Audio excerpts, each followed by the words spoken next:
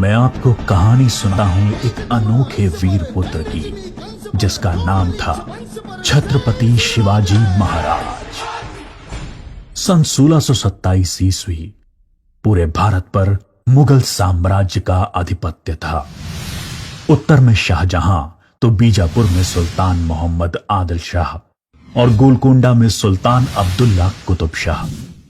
डेक्कन के सुल्तान सेना के लिए हमेशा मुस्लिम अफसरों को ही प्राथमिकता देते थे। बंदरगाहों पर पुर्तगालियों का कब्जा था और थल मार्ग पर मुगलों का अधिकार। इसलिए उत्तरी अफ्रीका और मध्य एशिया से मुसलमान अधिकारियों को ला पाना मुमकिन नहीं था और डेक्कन के सुल्तानों को हिंदू अधिकारी नियुक्त करने पड़ते थे। आदिल शाह की सेना में एक मराठा सेनाध्यक्ष था, शाहजी भोसले। शाहजी सेना में उच्च पद पर आसीन था। सन 1630 में महाराष्ट्र में जुन्नर के समीप शिवनेरी के किले में उनके और जीजाबाई के यहां एक पुत्र का जन्म हुआ। स्थानीय देवी शिवाय के नाम पर पुत्र का नामकरण हुआ, जो आगे चलकर छत्रपति शिवाजी महाराज के नाम से विश्व विख्यात हुए। शिवाजी के पिता काफी समय घर से दूर रहे थे, इसलिए बचपन में उनकी देखरेख माता जीजाबाई और गुरु दादोजी कोंडेव ने की। दादोजी ने उन्हें युद्ध कौशल और नीति शास्त्र सिखाया, तो जीजा माता ने हिंदू धार्मिक कथाएं। जब दादोजी का सन 1647 में निधन हुआ, तब उनका यह मानना था कि शिवाजी अपने पिता की ही तरह आदिल शाह की सेना में उच्च पद पर आसीन होंगे, लेकिन विधि को कुछ और ही मंजूर था। सन 1646 के समय भारत में किसी हिंदू शासक का अपना स्वतंत्र राज्य स्थापित कर पाने के लिए इन तीन परिस्थितियों का पूरा होना जरूरी था। एक, कि वो शक्तिशाली साम्राज्यों के केंद्र से दूर हों, जमीन खेती के लिए अनुपयोगी हो और जंगलों से घिरा हुआ हो, ताकि छापामार युद्ध या गुरिल्ला वॉरफेयर करा जा सके।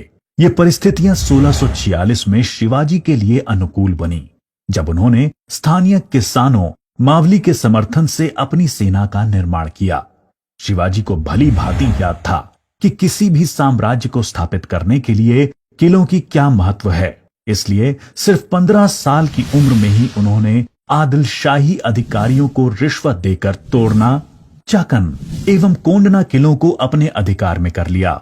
इसके बाद उन्होंने आबाजी सोमदेव की मदद से थाना, कल्याण और भिवंडी के किलों को मुल्ला अहमद से छीनकर अपने अधिकार में कर लिया। इन घटनाओं से आदिल शाही साम्राज्य में हड़कंप मच गया।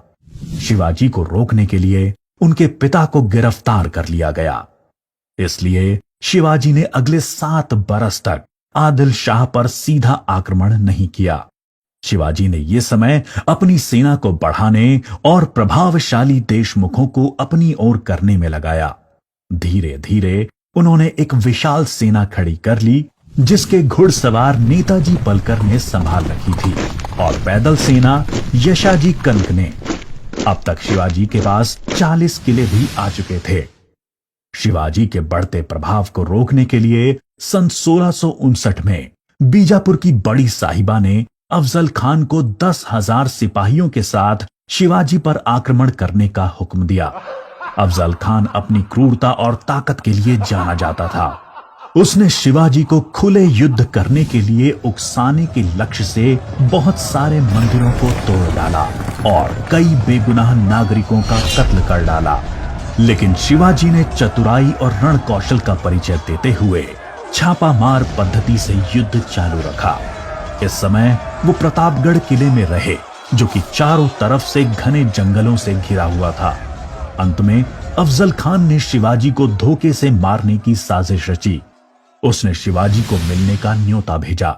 जब वो मिले, अफजल खान ने अपनी मजबूत पकड़ में शिवाजी को दबाकर मार डालने का प्रयास किया। शिवाजी पहले से तैयार थे। अपने छुपाकर रखे हुए बाग नाका से उन्होंने अफजल खान का पेट ही चीर डाला, जो कि उनसे 2 गुना विशालकाय था। इसके बाद प्रतापगढ़ की लड़ाई में शिवाजी ने अफजल खान की सेना को करारी मात दी। शक्तिशाली अफजल खान की हार से बीजापुर का सुल्तान स्तब्ध रह गया। अब की बार रुस्तम जमान को भेजा गया। 28 दिसंबर 1659 को शिवाजी ने रुस्तम जमान की सेना पर सामने से हमला बोल दिया। साथ ही उनकी सेना की 2 और टुकड़ियों ने दोनों दिशाओं से रुस्तम की फौज पर आक्रमण कर दिया। रुस्तम जमान शर्मिंदाजनक स्थिति में लड़ाई के मैदान से अपनी जान बचाकर भाग गया। सन 1660 में आदिल शाह ने अपने सेनापति सिद्दी जौहर को शिवाजी पर हमला करने के लिए भेजा। शिवाजी पन्हाला किले में थे और सिद्दी जौहर की सेना ने किले को चारों ओर से घेर लिया। शिवाजी ने सिद्दी जौहर को मिलने का न्योता दिया और जब वो मिले, आदिल शाह को संदेश भिजवा दिया कि सिद्दी जौहर उनसे गद्दारी कर रहा है। इससे आदिल शाह और सिद्दी जौहर के बीच लड़ाई छिड़ गई, जिसका फायदा उठाकर शिवाजी एक रात अपने 5000 सिपाहियों के साथ पन्हाला किले से बाहर निकल आए। बाजी प्रभु देशपांडे ने न सिर्फ सिपाहियों के साथ दुश्मन सेना को उलझाए रखा, जिसकी वजह से शिवाजी सकुशल विशालगढ़ पहुंच गए। इस लड़ाई में बाजी प्रभु देशपांडे को अपने प्राणों से हाथ धोना पड़ा।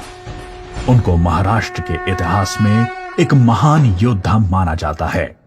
इसके बाद बीजापुर की बड़ी बेगम ने औरंगजेब से शिवाजी को पकड़ने के लिए विनती करी।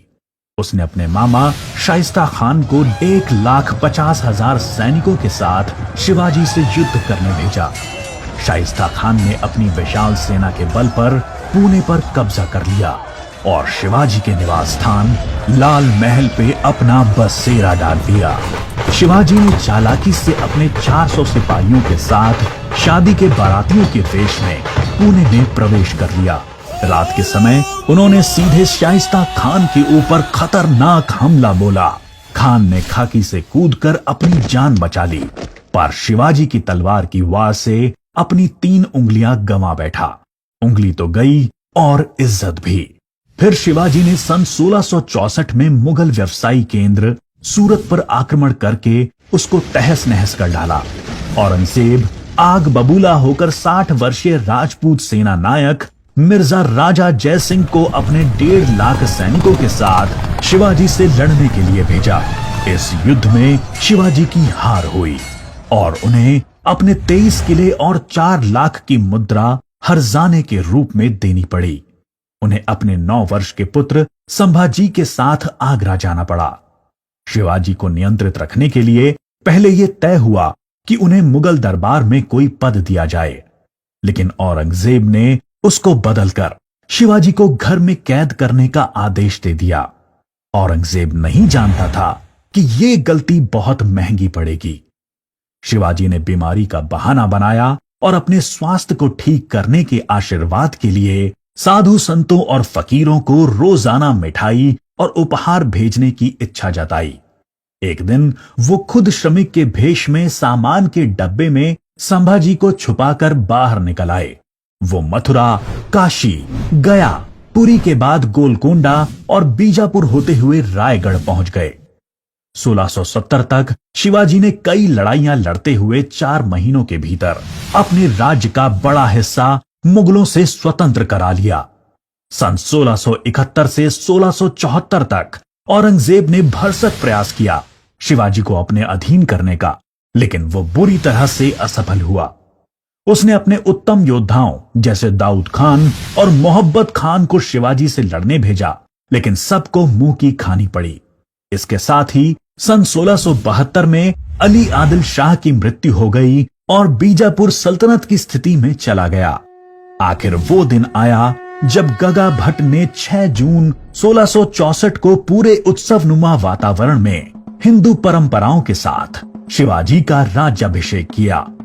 वो मराठा के राजा बने और कई सदियों के अंतराल के बाद हिंदू रीतियों, तिलक, जनेऊ और वेदों के उच्चारण के बीच किसी राजा का राज्याभिषेक संपन्न हुआ। शिवाजी की महानता सिर्फ उनकी बहादुरी और युद्ध कौशल में ही नहीं थी, वो एक योग्य प्रशासक भी थे। उन्होंने धर्म के आधार पर कभी किसी के साथ पक्षपात नहीं किया। उनके कई अधिकारी, यहां तक कि उनके व्यक्तिगत अंगरक्षकों में कुछ मुसलमान भी थे। उन्होंने कभी किसी भी नारी का निरादर नहीं किया। यहाँ तक कि युद्ध में हारे हुए दुश्मनों की स्त्रियों को भी सम्मान सहित वापस भेज देते थे। गुरिल्ला युद्ध, किलों का उपयोग और नवसेना का निर्माण भारत में पहली बार शिवाजी ने ही करा। उन्होंने 4 किलों तथा 2000 सैनिकों से शुरुआत की थी और उनकी मृत्यु के समय तक ये गिनती 300 किलो एवं 1 लाख सैनिकों की हो गई थी। मार्च 1680 में शिवाजी का स्वास्थ्य खराब हो गया। तेज बुखार और पेचिस के चलते 5 अप्रैल 1680 को 52 साल की छोटी सी उम्र में इनका स्वर्गवास हो गया। औरंगजेब ने सोचा कि शिवाजी की मृत्यु के बाद मराठा राज्य खत्म हो जाएगा, लेकिन ऐसा हुआ नहीं। पहले उनके पुत्र संभाजी ने और उसके बाद छत्रपति राजा राम ने मराठा शासन की बागडोर संभाली। औरंगजेब को करीब 25 सालों तक मराठाओं के साथ युद्ध लड़ना पड़ा, जिसकी वजह से वो अपनी मृत्यु के समय तक पूरी तरह से बर्बाद हो चुका था। शिवाजी ने जो मराठा राज्य की नींव रखी, वो आगे चलकर कर्नाटक से लेकर अटॉक पाकिस्तान तक फैल गई। शिवाजी जैसे मनुष्य कभी मरते नहीं, लेकिन लोगों के हृदय में अपने महान कार्यों, साहस और बलिदानों की वजह से हमेशा अमर रहते हैं।